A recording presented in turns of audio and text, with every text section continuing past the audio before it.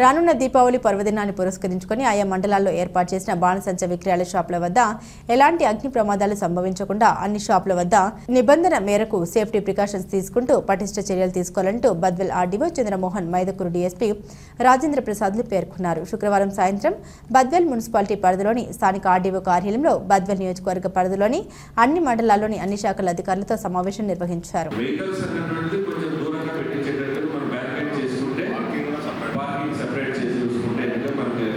ఇబ్బంది లేకుండా లేకపోతే ఏం చేస్తారంటే నేను లాస్ట్ టైం గమనించినాను షాప్ దగ్గరికి కూడా వచ్చేసి అక్కడే బరువు అయిపోయి అక్కడే నిలవడం దాంట్లోనే తీసుకుంటారు. ఇప్పుడు రెండు డేంజరస్. ఇదేమో పెట్రోల్ దీంతో నుంచి ఇగ్నేట్ అవుతుంటుంది, వాడేమో పక్కన వచ్చి కూర్చుంటాడు. సో ఈ ప్రికాషన్స్ మనం తీసుకుపోతే వాళ్ళకు మనమని మన లాభం ఉండదు. మనమైతే 100% పార్కింగ్ ఎన్షూర్ చేసుకోవాలి. అట్లే అర్బన్ సిఐ గారు ఏంటంటే ఖచ్చితంగా మన వాళ్ళని అక్కడ ఉంచేసి అందరూ కూడా దిగి నడుచుకుంటూ వెళ్ళేసి లోపల పోయి తీసుకొని వచ్చి మళ్ళీ అక్కడికి వెళ్ళిపోవాలి. అక్కడ మనం ఏదైతే ఉంటుందో అక్కడ ఒక బార్గెనింగ్ కట్టించేసి మనకు తెలిసిన విషయమే. ఏదైనా ఒక ఇన్సిడెంట్ జరిగిందని చెప్పేసి దాని మీద ఖచ్చితంగా గట్టిగా ఉంటుంది. విజిలెన్స్ అన్నటువంటిది గట్టిగా ఉంటుంది. కాబట్టి ఎవరు కూడా మీ కెపాసిటీకి మించి తెచ్చుకొచ్చి మేము ఇక్కడ 100 కాబట్టి మేము షాప్లో 100 చూపిస్తాం సార్, ఇంకా మాకు పోతుంది కాబట్టి మేము ఇంకా అక్కడ స్టోర్ ఎక్కడో అనాథరైజ్ ప్లేస్లో స్టోర్ చేసుకుంటామని చెప్పేసి 100% కుదరదు. ఖచ్చితంగా వాటిని రైడ్ చేయడం జరుగుతుంది. అవన్నీ సీజ్ అవుతాయి. మీకు ఏదైతే ఇంకా మార్క్ చేసిన ప్లేస్ కాకుండా వేరే ఏ ప్లేస్లో కూడా ఉన్నదో మీరు హ్యావింగ్ లైసెన్స్ ఉన్నా కానీ సరే అది అన్అకౌంటబుల్ అవుతుంది. ఇది మీరు గుర్తుపెట్టుకోండి. మనం ఏదైతే ఇచ్చిన ప్లేస్ కాకుండా వేరే దగ్గర ఎక్కడ పెట్టినా కూడా అది అనాథరైజ్గా ఉన్నటువంటిది కాబట్టి అది ఖచ్చితంగా సీజ్ చేయాలి. దీంట్లో 100% ఉంది. టాస్క్ ఫోర్స్ కూడా మీకు తిరుగుతూ ఉంటుంది. వాటితో పాటు ఎవరికి సమాచారం వచ్చినా కానీ పోయి సీజ్ చేయడం జరుగుతుంది. ఇది ఒకటి దృష్టిలో పెట్టుకోండి. బ్రహ్మంగారి మండపం, పీకోట మండలం ప్లస్ టౌన్ సార్. కానీ మనం ప్రొవైడ్ చేస్తున్నది మొత్తం 2 మండలాలు మాత్రమే సార్. ఒకటి కలసపాడు, రెండోది టౌన్ పూర్ణమెంట్. ఎటువంటి పరిస్థితుల్లో డివేషన్ 100% ఇబ్బంది అది నో కాంప్రమైజ్. సో సేఫ్టీ విషయంలో, పబ్లిక్ సేఫ్టీ విషయంలో ఎక్కడ కూడా చిన్న కాంప్రమైజ్లో ఉండదు. తర్వాత ఈ మనం ఎంకరేజ్ చేస్తామంటే మీకు అది ఇబ్బంది కావచ్చు. సో ఎన్విరాన్మెంట్ ఫ్రెండ్లీ క్రాకర్స్ మీద కూడా తీసి పెడితే పిల్లలకు అనే చూసిపడ్డారు ఇవి ఉంటాయి కదా, ఏమంటారు కాకరొత్తలు, స్పార్కల్స్ వస్తాయి కదా, అలాంటివి అయితే పెద్ద డైరీ ఉండదు, ఇబ్బంది ఉండదు. సో అలాంటివి మీరు ఎక్కువ మీరు అవైలబిలిటీ పెడితే బాగుంటుంది అది. సో రెండవది సింగిల్ విండో సిస్టమ్ పెడతాం. ఆ డిపార్ట్మెంట్స్ ఆడియో ఆఫీసర్ కూర్చుంటారు. సో ఇక్కడ మీకు ఆల్రెడీ రెవెన్యూ ఉంటారు, పోలీస్ నుంచి ఒకరు ఉంటారు, ఫైర్ నుంచి ఒకరు ఉంటారు, జిఎస్టీ నుంచి ఒకరు ఉంటారు.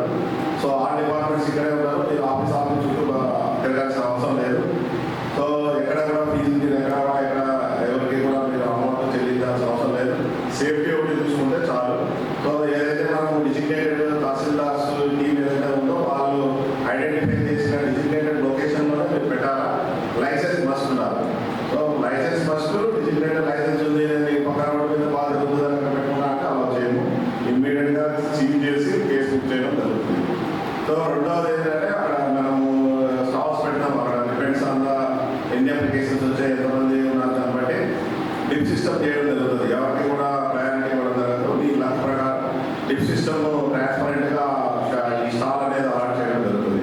సో అక్కడ ఏదైతే ఫైర్ వాళ్ళు పోలీస్ వాళ్ళు చెప్పిన సేఫ్టీ మెజర్స్ నేను 100% 3 feet 3 meters కదా, 3 meter shop to stop 3 meters ఉండాలా, ఎల్ షేప్లో పెట్టుకోవాలా. ఇందాక నేను మర్చిపోయినా జిఐ షీట్స్ మస్ట్ అని చూడండి. మీరేదో ఈ హెయిర్ స్టిక్ ఏదైనా కడకలో లేదంటే క్లాత్ ప్లాస్టిక్ ఇవన్నీ పెడితే అవి ఫైర్ అయినా చిన్న ఫైర్ అయినా చాలా ప్రమాదం జరిగే అవకాశం ఉంది. కాబట్టి జిఐ షీట్స్తోనే మీరు స్టాల్స్ అన్ని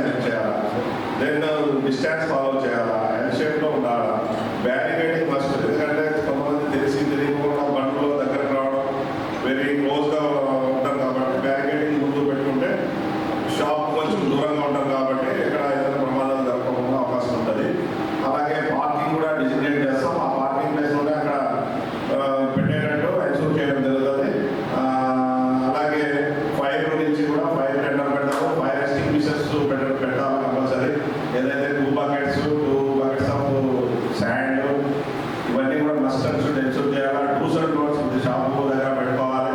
రేట్స్ మీరు అన్నీ చేసిన మేము ఇంత, ఎందుకంటే పబ్లిక్ సేఫ్టీ అండ్ హ్యాపీనెస్ కోసం మేము కొన్ని మెజర్స్ తీసుకుంటున్నాం కదా. సో మీరు ఎక్కడ కూడా ఏమి లేకుండా వాళ్ళ దగ్గర కూడా సేఫ్టీ ఒకటి, రెండోది ఈ రేట్లు విపరీతంగా మీరు బాక్స్ మీద ఉన్న రేట్లు అన్నీ చేస్తే కష్టం. సో బాక్స్ మీద మీరు నమ్మకాన్ని బాక్స్ రేట్ అంటే అందరికీ తెలిసింది, దాంట్లో 10% 5% యాక్చువల్ రేట్ ఉంటుంది. సో దాని మీద జిఎస్టీ ఇందాక చెప్పారు.